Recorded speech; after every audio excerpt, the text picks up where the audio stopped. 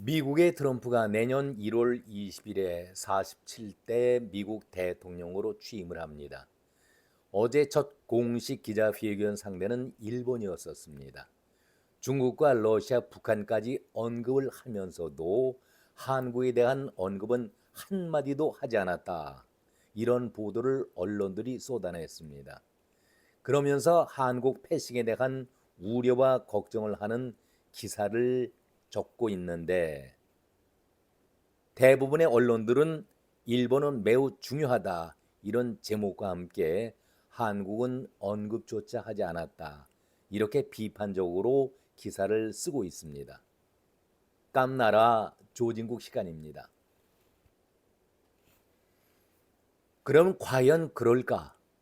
물론 이런 말 자체가 우리가 처한 정치 상황 현상으로 볼 때에 충분히 그런 생각을 할 수도 있겠다라는 것은 당연하다 이렇게 느끼고 계실 겁니다. 그런데 저는 보는 시각이 조금은 다릅니다. 트럼프는 철저한 장사꾼입니다. 장사꾼의 면모를 어제 공식 기자회견에서, 그것도 공식 기자회견입니다, 유감없이 발휘했습니다. 사적인 인터뷰가 아니라 공식 기자회견입니다. 그 주는 무게가 다르죠. 우리는 지금은 정치적인 혼란기에 있기 때문에 우리를 언급하지 않았다고 해서 한국 패싱 이런 표현 자체가 올바른 말인지도 모르겠지만은 그렇게 예민하게 받아들일 것까지 있겠는가? 저는 그런 생각을 가져봅니다. 손정희에게 제일 교포죠. 1,000억 달러 약 143조라는 엄청난 돈을 투자를 받은 것입니다. 트럼프가 대통령으로 취임하기 전에 이런 커다란 선물을 받았다. 속된 표현에서 입이 찢어지지 않겠습니까? 한마디로 장사꾼 수완을 멋지게 발휘했던 것이죠. 언론들은 트럼프가 손정희에게 마이크까지 넘기면서 키가 작은 손정희에게 배려하는 자상까지 보였다. 이런 말까지 보도하면서 미국과 일본과의 관계를 보도했습니다. 그러면서 주변 나라들에 대해서 언급을 했는데 친분을 과시하는 것은 어찌 보면은 당연한 것 아니겠습니까? 아니 막말로 대통령 취임 전에 1,000억 달러를 끌어들여서 자기 자신이 끌어들였기 때문에 마음껏 자랑하고 싶은 것, 미국인들에게 내가 이 정도 힘 있는 사람이다 라고 큰 선물을 안겼다라고 자랑할 수 있는 것 아니겠습니까? 이 정도의 서비스는 충분히 할 수 있고 아마 트럼프의 성격상 업어줄 수도 있는 그런 상황까지 가지 않았을까, 저는 그런 생각까지도 해봅니다. 어제 기자회견이 트럼프 자신의 정치 소신을 있는 그대로 다 표현했을까? 이 질문에 대해서 많은 사람들이 그렇다, 100% 트럼프의 속내를 다 드러냈다라고 자신 있게 말할 수 있는 사람이 누가 있을까요? 트럼프의 머리는 돈은 돈이고 미국 자존심은 따로 지키겠다, 그런 생각 아니었을까요? 저는 앞에서 언급한 대로 트럼프는 말 그대로 계산된 말을 합니다. 장사꾼이라는 얘기지요. 지금 한국의 정치 상황에 대해서 직접 언급을 하겠다? 이런 바보 같은 말을 하는 사람이 미련한 트럼프가 아닌데, 계산하고 있는 트럼프인데, 트럼프는 한국에 대해서 아무 언급을 하지 않았지만은 어제 기자회견에서 일본이 매우 중요하다 이런 말을 사용을 했는데, 트럼프는 한 발 더 나가서 한국은 매우 중요한 정도가 아니라 매우 더 중요하다 이 말을 하고 싶지 않았었을까요? 반드시 트럼프가 이 말을 속내에다는 갖고 있었을 것이다, 저는 확실히 말씀을 드릴 수 있습니다. 왜? 지정학적으로 한국이 차지하고 있는 위치가 대단히 중요하기 때문에. 일본은 돈을 받아들였지만은 한국은 지정학적으로 중국과 북한과 대하고 있는 입장에서 대단히 중요하다. 그것도 매우 더 중요하다. 이 말을 하고 싶었을 것이다. 저는 그런 말씀을 드립니다. 트럼프가 가장 아끼고 인터뷰를 즐기는 매체가 미국의 보수 언론인 폭스 인터뷰입니다. 트럼프에게 많은 영향을 끼치고 있는 고든창이라고 있죠. 대단히 트럼프에게 정치적인 영향력을 미치고 있는 고든창이 지난 6일 폭스와 인터뷰를 했습니다. 우리 언론들이 지금 거의 좌경화되어 있고 민주당 쪽에 친밀감을 보이고 있기 때문에 이 뉴스가 국내에 거의 보도가 되지 않고 있는 입장 아니겠습니까? 그런데 그날 고든창과 폭스와의 한 인터뷰는 대단히 충격적이었습니다. 윤 정권이 무너지면은 대한민국은 북한과 중국에 넘어간다. 충격적인 말 아니겠습니까? 민주당과 민노총은 좌편향되어 있고 북한의 영향을 받고 있다. 이렇게 주장을 하고 있습니다. 우리가 다 알고 있는 사실이지만 고든창이 트럼프에게 영향력을 끼치고 있는 고든창이 폭스 뉴스에서 이런 인터뷰를 했습니다. 고든창의 이 말 자체가 답인 것 아니겠습니까? 고든창은 트럼프와 깊은 인연을 맺고 있는데 트럼프라면은 이 고든창의 인터뷰를 그냥 가볍게 넘겼을까요?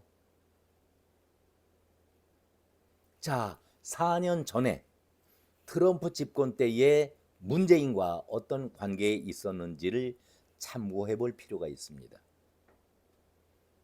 문재인에게는 정말 부끄럽고 안 된 일이지만 트럼프가 문재인 자체를 믿지 않고 있었다는 것은 다 알려진 사실 아니겠습니까? 그리고 거리를 일정 기간을 두고 거리를 유지했던 것도 사실 아니겠습니까?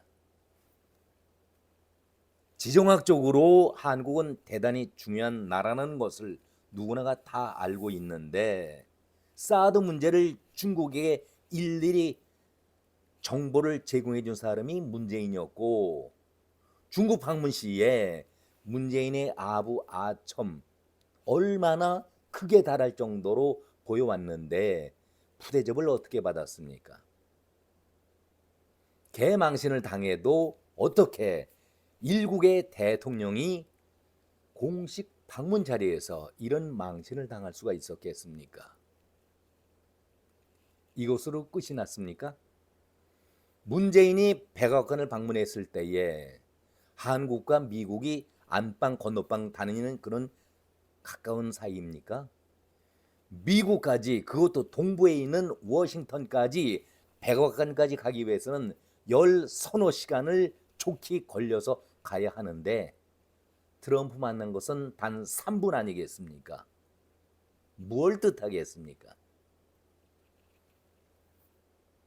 이게 어떻게 국가 대통령이 받아야 할 그런 예우입니까? 더 중요한 것은 국가 대체하고 있기 때문에 한국과 미국과의 군사 정보 교류는 대단히 중요한 것입니다. 중요한 정보를 서로 교류하는 것이 중요한데 미국은 문재인 정권 때에 군사 정보 교류를 끊었었습니다. 왜 그랬을까요? 한마디로 믿지 못하겠다라는 그 얘기 아니겠습니까?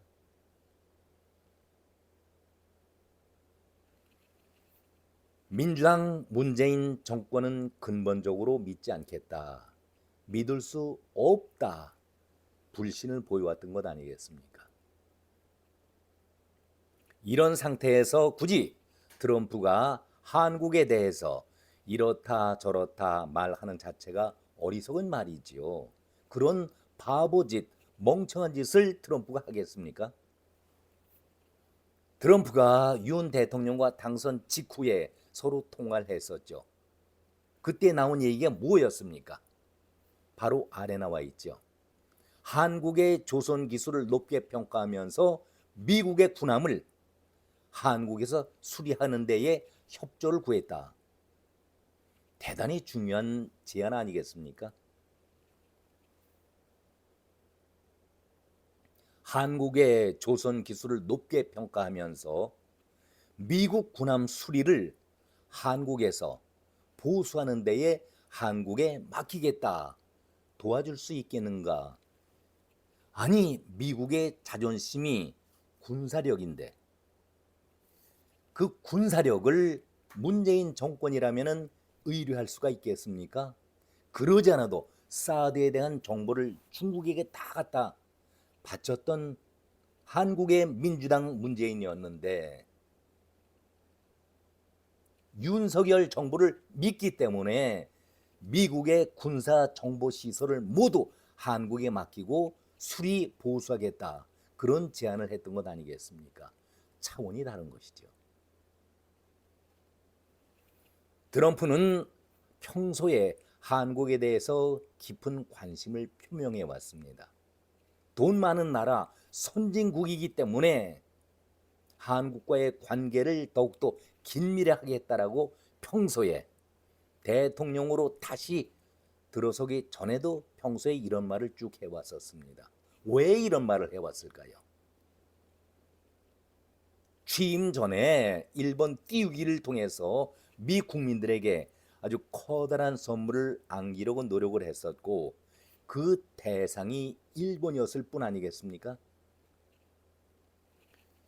그렇다고 해서 우리가 팔짱을 끼고 있자라는 말은 결코 아닙니다.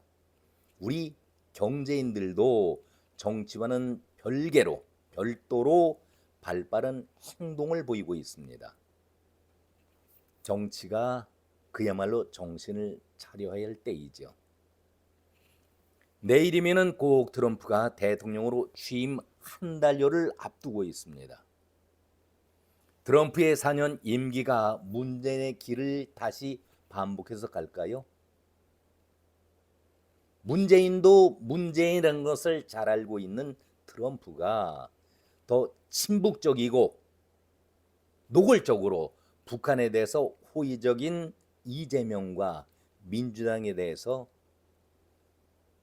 파일을 준비하지 않고 있을까요? 이재명에 대한 파일이라든가 민주당이 북한에 대한 생각 정도 파일은 차고도 넘치지 않겠습니까? 다 알려진 사실 하노이 회담 때에 북시설 파괴 문제, 비핵화 문제가 논의가 됐었죠. 트럼프와 김정은이가 자, 북한의 핵시설을 공개리에 파괴하겠다라고 김정은이 제안했었죠. 그때에 미국과의 관계를 유지하기 위해서 사흘 밤낮 열차를 타고 하노이까지 왔던 김정은이었는데 영변 핵시설을 카드로 내놓자 트럼프가 뭐라고 얘기했습니까? 아니, 영변 말고 당신이 감추고 있는 10개의 핵시설이 있지 않는가 그 얘기를 했지 않습니까? 이때의 김정은의 표정이 벌린 입을 닫지 못하고 말문을 이어가지 못했다는 것 다 알려진 사실 아니겠습니까? 그 여파로 외무상을 최선희로 바꾸지 않았었습니까? 김정은이 사흘 밤낮 열차를 타고 트럼프의 손을 잡긴 했었지만은 빈손으로 돌아갈 때에 핵시설 추가 폐쇄를 요구했을 때에 말문이 막혔던 김정은 아니겠습니까? 여기에 최선희가 김정은 대신해서 김정은의 개항신 수모 모욕당한 것을 이렇게 표현한 적이 있었습니다. 미국이 날강도 짓을 하고 있다.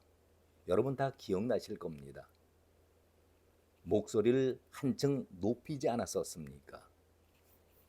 어제 인터뷰에서는 트럼프가 김정은은 참 좋은 친구다.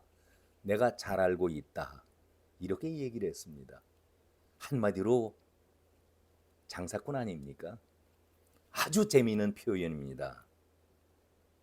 저는 트럼프가 어제 공식 인터뷰를 했지만은 취임 전에 임박해서 다시 한번 왜 어제 러시아와 중국과 일본과 북한을 거론하면서 한국에 대해서는 언급조차 하지 않았을까?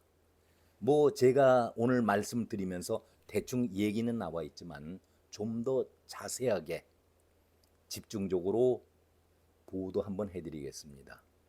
결론입니다. 러시아는 미국의 상대가 못 됩니다. 미국에 비했을 때에 100으로 봤을 때에 6% 정도의 국력을 갖고 미국을 상대한다. 아예 트럼프는 러시아는 상대로 생각하지 않고 있고 중국, 미국의 3분의 1도 못 미치는 수준입니다. 27% 정도의 대항력을 갖고 있고 북한은 개방되지 않았으니까 장사꾼인 트럼프로 볼 때에는 황금 시장이죠. 또한 노리고 있는 것이 북한에는 히토류가 풍부하다는 것을 잘 알고 있는 트럼프이기 때문에 중국이 거의 독식해서 가져가고 있지 않습니까? 그것을 견제하겠다라는 생각도 트럼프는 갖고 있을 것이다. 저는 그런 말씀을 드리면서 취임 전에 이 부분에 대해서 한번 집중적으로 논의하도록 하겠습니다. 트럼프가 그런 사람입니다. 미국이 그런 나라입니다. 앞으로 지켜볼 일이죠. 한 달 남았습니다. 오늘은 여기까지입니다. 고맙습니다.